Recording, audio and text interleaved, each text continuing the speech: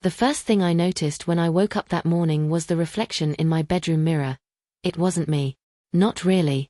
My eyes widened, my mouth dropped slightly, and I stumbled backward. My hair, once a tousled mess of brown waves, now fell in silky straight strands identical to my sister's. My face, every curve, every feature was hers. Panic surged through me. This can't be real, I whispered to my reflection. But the truth stared back at me, undeniable. Somehow, magically, or cursedly, I had become my sister's twin. I, Alex, the only child who had always joked about switching places with my sister, had somehow crossed a line that couldn't be undone, or at least not easily. I was a typical college student, studious, slightly shy, with a penchant for gaming and keeping my life predictable. My sister, Lily, was everything I wasn't: confident, popular, effortlessly beautiful, and always the center of attention. I had admired her secretly, envied her openly, but never imagined waking up inside her body, or sharing her appearance entirely. The curse, as I would later understand, wasn't deliberate. It was an accident, something silly I had dismissed as harmless, a small, antique trinket Lily had found at a market while traveling. I joked, touched it, and laughed off the strange symbols etched into the sides. But apparently, that was enough to trigger magic. The story starts in my bedroom, a cozy mix of textbooks, game consoles, and posters of sci-fi movies. Outside, the morning sun streams in, making the transformation even more surreal. The familiar comfort of my own space is now tainted with panic and disbelief. Downstairs, the house is quiet, but I know my sister will be arriving home soon. The thought of her seeing me like this, a perfect copy of herself, is horrifying. I need to figure out what happened and how to reverse it, before anyone notices. Lily and I have a complicated relationship. We bicker like cats and dogs, but beneath that is a deep bond. The irony now is unbearable. I have to live as her, navigate her life, her classes, her friendships, even her quirks, without messing up. And worse, she's blissfully unaware of the chaos I'll create, or she might even enjoy it when she finds out. I can already anticipate the first moment of tension, imitating her mannerisms, avoiding her friends' questions, answering calls, and maybe pretending I'm her at college. Every misstep could blow my cover. The first day as my sister, or rather, in her body, was chaos. I woke to the sound of my phone buzzing incessantly. Texts, notifications, even a video call from Lily's best friend. My heart pounded. How could I answer these messages without revealing I was me? I quickly grabbed the trinket from my desk, studying its faintly glowing symbols. A wave of guilt hit me. This was her life, her body, and now I was invading it. But at the same time, a strange thrill ran through me. I could experience the world through her eyes, literally walking in her skin, feeling her confidence, her allure. The temptation was irresistible.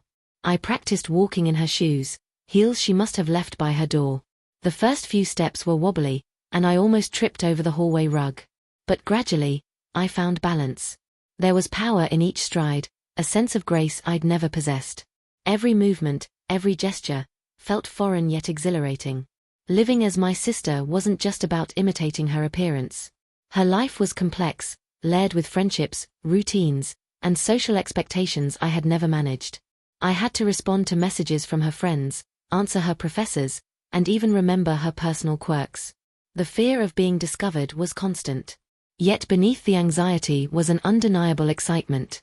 I could experiment with her style, her clothes, her makeup, things I'd only admired from afar.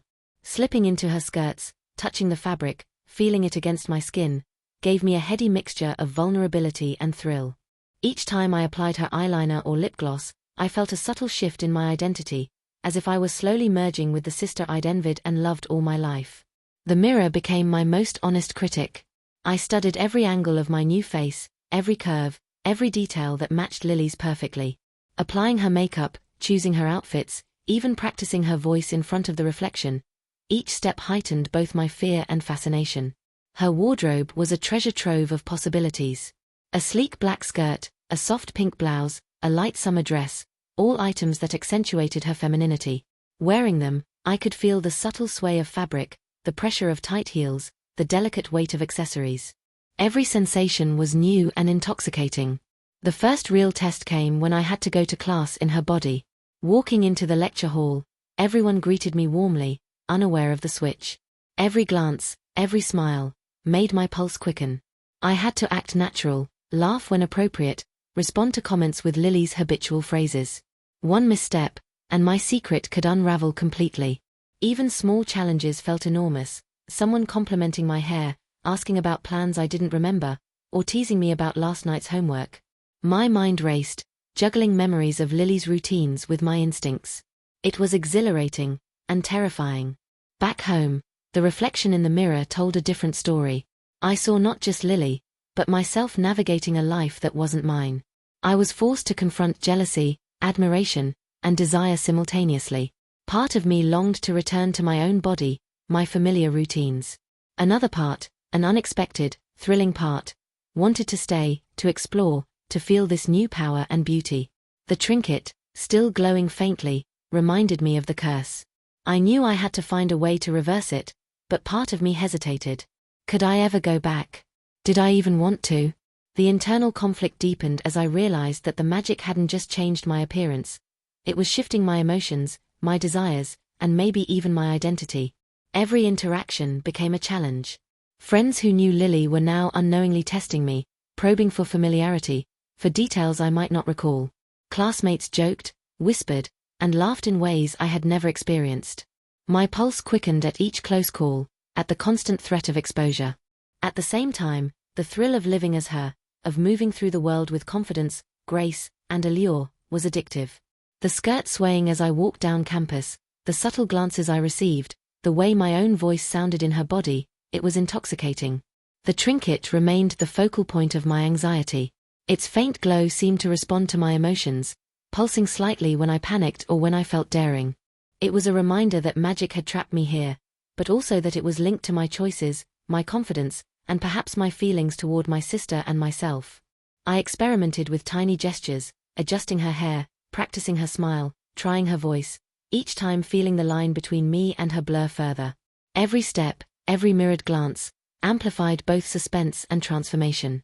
By the third day, living as Lily had become second nature, but that didn't mean the danger was gone. In fact, it had intensified. Every glance from a classmate, every whispered comment from friends, and every encounter with Lily's colleagues felt like a ticking time bomb. I had to stay perfect, flawless, convincing. One mistake could reveal the curse, and perhaps the worst part, my sister would hate me for it. I started the day nervously adjusting her blouse and skirt in front of the mirror, the soft fabric swaying perfectly over curves that were now undeniably hers. Every motion reminded me that I wasn't just wearing the clothes, I had become her.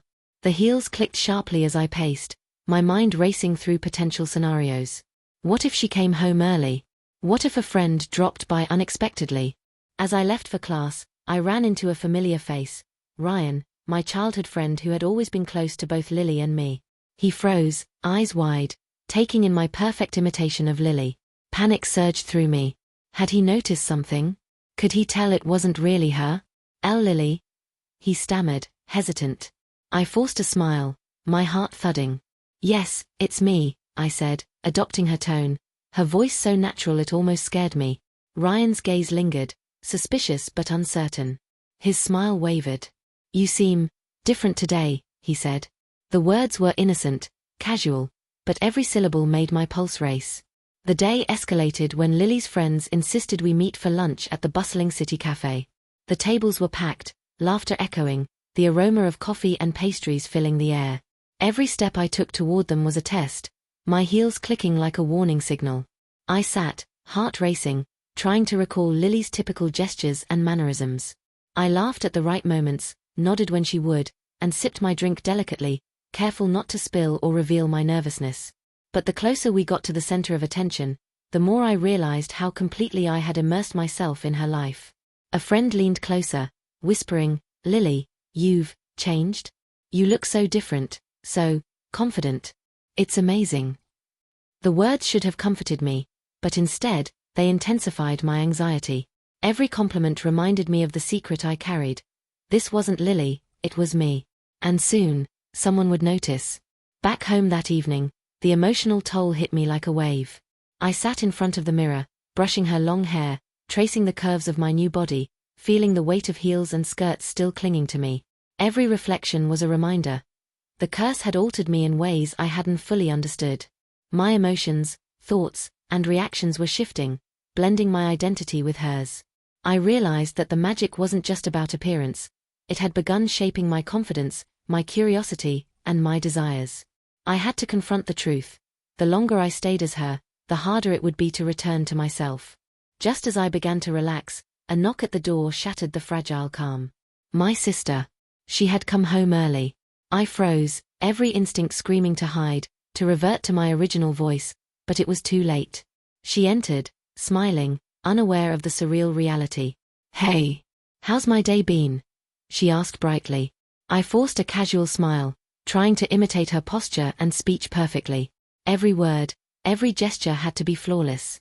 My heart hammered, and the heels I had grown accustomed to suddenly felt like chains. And then, she leaned closer, examining me with a mix of curiosity and surprise. "You look really different," she said, eyes narrowing slightly. "Did you do something new with your hair?" I froze. One misstep, one wrong tone of voice, and the truth would be out. At that moment, I glanced at the trinket on the dresser, glowing faintly, as if reacting to my panic. It was a reminder that the curse was still alive, tied not just to magic but to my behavior, my choices, and my growing bond, or confusion, about living as her. The tension reached its peak when my sister picked up a scarf I had been wearing earlier. "You've been wearing my things, haven't you?" she asked, her voice soft but questioning. I swallowed hard, caught between panic and exhilaration. Could I confess? Or would the secret remain, pulling me deeper into this surreal existence? The night ended with no full revelation, but the stakes had never been higher. My sister's presence, my reflection in the mirror, and the magical trinket were constant reminders. Every day living as Lily was a gamble, a blend of thrill, fear, and discovery. I had survived the public tests, handled unexpected encounters, and managed the emotional turbulence. But for how long? Every glance, every conversation was a potential exposure. And the trinket pulsed softly on the dresser, a silent promise that the curse wasn't finished, that surprises, and challenges, were still ahead. The house was quiet, but my pulse felt deafening. Every creak of the floorboards, every rustle of fabric, sounded magnified. Lily had gone to her room, leaving me alone, or so I thought. The trinket on the dresser glowed faintly, a subtle reminder that the curse was still very much alive. I stared at myself in the mirror, adjusting a strand of her hair that had fallen across my face. My reflection was no longer just me. It was Lily, perfectly replicated, yet undeniably haunted by my own panic and uncertainty. I ran my fingers over her lips, over the delicate curve of her cheek, feeling a shiver of both awe and fear. Then, a soft noise, footsteps, deliberate, careful, echoed from the hallway. My heart lurched. Someone else was home. "Alex." Ryan's voice called softly. My stomach dropped. How had he found me here? Had he been following me since the cafe? Every instinct screamed to hide, but there was nowhere to go. I moved toward the doorway, hesitating. Ryan's eyes widened as he took in the sight of me. Lily's face, her hair, her body, yet the unmistakable aura of me still lingered. I don't understand," he stammered. "Is this you?" Before I could answer, the trinket pulsed brightly, almost violently, as if reacting to the rising tension. A chill ran down my spine. I realized then that this wasn't just about hiding from my sister or convincing friends. I had triggered something more powerful. The magic wasn't passive. It was alive, responding to fear, excitement, and the choices I made. Ryan took a cautious step forward. "Alex, you're her," he whispered, eyes wide. I opened my mouth, but no words came out. My throat was dry. Panic and exhilaration mixed in a strange, dizzying swirl. I had to act fast, explain, deny, or somehow protect the secret, but every option felt like stepping off a cliff. The door creaked again. This time, it was Lily. She appeared in the hallway, her expression shifting from curiosity to alarm. "Why are you? Wait, that's me." Her voice cracked slightly, eyes wide with disbelief. The room felt impossibly small. The trinket on the dresser pulsed stronger, casting flickering shadows across our faces. I could feel the magic thrumming, almost alive, waiting to decide our fate. Every heartbeat, every breath, carried the weight of exposure, discovery, and the unknown consequences of the curse. Lily's gaze flicked between me and Ryan, confusion and fear etched on her face. What's happening?" she demanded. Ryan's hands trembled, the envelope he had been holding slipping to the floor with a soft thud. He swallowed hard. I think she's changed, magically, he stammered. I wanted to explain, to plead, to undo everything. But I didn't have the words, and the magic wouldn't allow it yet. My mind raced. This was the moment of truth. Whatever happened next would change everything. My identity, my sister's life, and the fragile balance between them. And then the trinket pulsed one final time, brighter than ever, sending a wave of warmth and fear through the room. I felt the strange, exhilarating, terrifying sensation of being neither fully myself nor fully my sister, caught in a liminal space where anything could happen. The screen fades to black.